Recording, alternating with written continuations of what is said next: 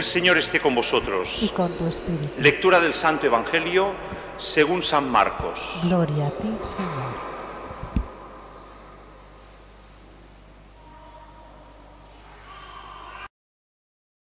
Después de que Juan fue entregado, Jesús se marchó a Galilea a proclamar el Evangelio de Dios.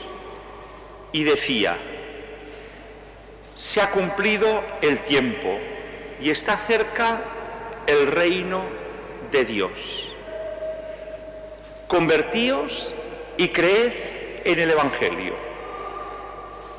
Pasando junto al lago de Galilea, vio a Simón y a Andrés, el hermano de Simón, echando las redes al mar, pues eran pescadores. Jesús les dijo: venid en pos de mí y os haré pescadores de hombres. Inmediatamente dejaron las redes y siguieron a Jesús. Un poco más adelante vio a Santiago de Zebedeo y su hermano Juan, que estaban en la barca repasando las redes. A continuación los llamó, dejaron a su padre Zebedeo en la barca con los jornaleros y se marcharon en pos de él. Palabra del Señor. Gloria a ti, Señor Jesús.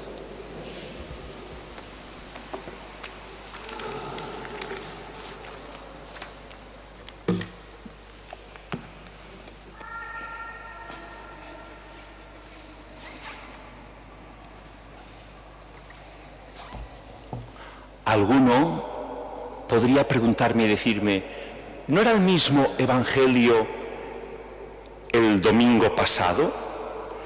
Y os diría: parecido. El mismo no, pero parecido. Diferente, porque son pasajes diferentes, y también escrito por evangelistas diferentes. El domingo pasado leíamos Evangelio de San Juan, que nos explicaba cómo Jesús empieza su predicación y llama a los apóstoles, la llamada también de los hermanos, y hoy hemos visto el Evangelio de Marcos. De hecho, hoy empezamos este Evangelio de Marcos, que continuaremos leyendo a lo largo de este año, con Evangelios de Juan, que también nos irán enseñando, iremos aprendiendo. Pero Marcos es el Evangelio más antiguo, fue el primer texto escrito que se dejó escrito del Nuevo Testamento, y que es el Evangelio que más o menos probablemente fue escrito unos 15 años después de la muerte y resurrección de Jesucristo, recogiendo, escuchando el testimonio de los apóstoles, escuchando la predicación de Pedro. Casi seguro que Marcos escuchó del mismo Pedro la predicación que enseñaba a los demás, y él fue escribiendo la vida de Jesús, el Evangelio de Marcos, que es el más sintético, el más, pues diríamos, escueto en cuanto a las explicaciones, en cuanto a los relatos. Son muy cortitos para ir a lo esencial, para presentarnos el mensaje de Jesucristo en lo que es corto, sencillo y claro. Tendría que aprender yo también de esa síntesis, porque a veces me alargo mucho, habría que hacerlo más cortito las cosas. Marcos decía las cosas cortitas, concretas y claras. Y hoy vemos, y repetimos de alguna manera lo mismo que el domingo pasado, la llamada de los apóstoles. Primero, situación: Juan el Bautista. Juan el Bautista encarcelado. Sabéis que el rey Herodes, por envidia, lo encarceló, lo metió en la cárcel. Había cumplido su misión. Dios se sirve de esas situaciones diversas, de esas circunstancias diversas, para ir a cada uno dándonos nuestra misión. A veces pensamos que nosotros tenemos que solucionarlo todo y que todo depende de mí. No, cada uno tenemos una pequeña parte, una pequeña aportación. Juan el Bautista preparó a aquellos discípulos invitándoles a la conversión y dio paso a señalar a Jesucristo. Recordáis del domingo pasado, como decía, este es el Cordero de Dios que quita el pecado del mundo. Este es al que tenéis que seguir. Y Juan se desmarca, deja que sigan a Jesús. Ha preparado los caminos de Jesús, una misión que también nosotros debemos cumplir.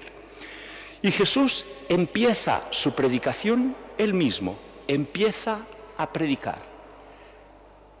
Curioso, Marcos, recogiendo las palabras de Jesús, se queda con una idea, unas palabras que deja escritas, unas palabras que recordaremos dentro de poco cuando empecemos la Cuaresma. Les decía a los que le escuchaban, el reino de Dios está cerca. Es decir, el mismo Jesús nos lleva, nos presenta el reino de Dios. Está cerca. ¿Qué debéis hacer? Convertíos y creed en la buena noticia y creed en el Evangelio. Dentro de un mes, poco menos de un mes, nos acercaremos al sacerdote que nos impondrá la ceniza para empezar la Cuaresma y nos dirá las mismas palabras: convertíos y creed en el Evangelio.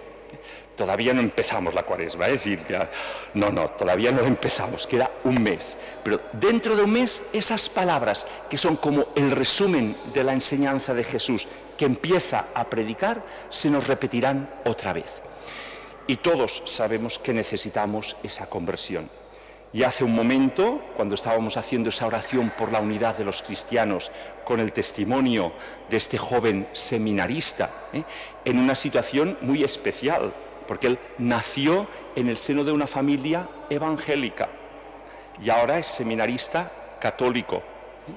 Sus padres, pues responsables evangélicos de distintas comunidades, personas vivamente creyentes y evangélicas, y él descubrió que muy bien la fe, pero que especialmente dentro de la Iglesia Católica es donde encontraba ese camino de completa verdad, de encuentro con Jesús. Y él ya no solo se convirtió a esa participación plena de la comunión católica, sino también sintió su vocación de prepararse para el sacerdocio que, si Dios quiere, un día recibirá. Testimonio de unidad de una persona convertida al catolicismo y que nos invitaba especialmente a la conversión personal. Esa unidad que es muy difícil. ¿Por qué? Porque cada uno pensamos que yo tengo la razón, y los distintos grupos cristianos, cada uno piensa que él tiene la razón. Hace falta una conversión de nuestro corazón, hace falta una conversión de cada uno de nosotros a desear estar muy unidos a Jesús, porque cuanto más unidos a Jesús, más unidos entre nosotros. Es imposible estar unidos entre nosotros si no es gracias a la ayuda, a la luz del Espíritu Santo, que es instrumento de unidad entre nosotros.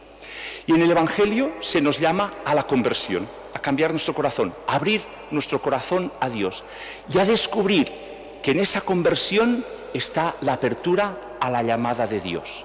Jesús nos llama y nos envía. Nos llama a la conversión, nos llama a una vocación, nos llama a una misión. Fijaros, conversión del corazón, descubrir el camino al que nos llama y nos da una misión a realizar en nuestro mundo. Y esa misión la tenemos que hacer cada uno de nosotros sabiendo dejar a veces cosas que son comodidades, que son excusas. Fijaros en la primera lectura, hemos visto Jonás. Le llamó Dios diciendo, vete a predicar a una ciudad grande, una ciudad que para recorrerla toda se necesitaban 3 días de camino. Barcelona, no sé cuántos días se necesitaría para recorrer todas las calles. Imaginaros que necesitáramos buzonear cartas en todas las casas.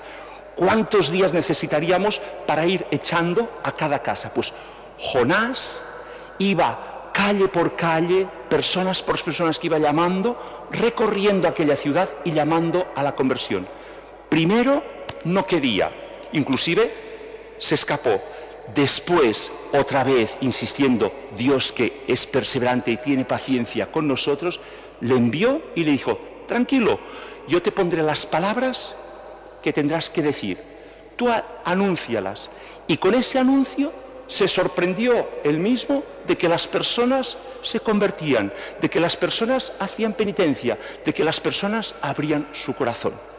Si nosotros creyéramos más, fuéramos más obedientes y nos sintiéramos con esa llamada a ser enviados a llamar a la conversión, seguro que muchas personas abrirían su corazón gracias a esa pequeña acción que cada uno de nosotros tenemos que hacer.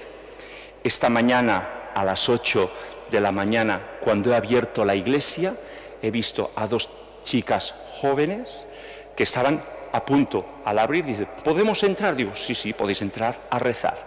Y han entrado a rezar. Y una de ellas ha pedido confesión. 2 chicas que durante la noche no habían dormido todavía. A las 8 de la mañana todavía no habían dormido. Pero que se daba cuenta que necesitaba convertir su vida, que necesitaba cambiar y que necesitaban la oración, y que la cercanía de poder entrar con Jesús y rezar un ratito ha hecho que pidieran confesarse una de ellas y que pudiera renovar. Y decía un ejemplo, yo no voy a explicar nada de la confesión, pero decía un ejemplo, dice: siento dentro de mí como la mujer vieja, cascarrabias, enfadada. Hay algo que sale de mí que no me gusta, que estoy últimamente disgustada. Y digo: mira, el mismo ejemplo que San Pablo nos dice: el hombre, la mujer vieja, fuera, y renovarnos con la mujer joven, con el hombre joven que tiene que salir de esa gracia de Dios que brota en nuestros corazones. Y de ese saber, igual como la segunda lectura nos decía, desprendernos de las cosas de este mundo. El mundo tiene muchos atractivos, el mundo nos hace muy inestables. Ahora gozo, ahora tristeza, ahora desánimo porque nos aplauden, o ánimo para que nos aplaudan, ahora desánimo porque hay una dificultad, un problema. Estabilidad. San Pablo nos decía: vivir no llorando, no riendo, sino saber vivir como un poquito como diciendo: el mundo va por unos caminos que tantas veces va hacia abajo y que nosotros tenemos que estar mirando hacia arriba, unidos a Jesús, para transformar, para convertir ese mundo en el que Dios nos ha llamado a una conversión personal, a enviar a esa conversión, a ser realmente esa vocación que cada uno tenemos de ser de verdad misioneros en medio de nuestro mundo. Y misioneros de unidad, de comunión, como pedimos especialmente esta semana de oración por la unidad de los cristianos, que el Papa nos insiste y que nos pide, y especialmente nosotros como católicos, muy unidos al que hace cabeza, que es el Papa, que va guiando a la Iglesia en estos momentos actuales, en esas circunstancias en que nos ha tocado vivir.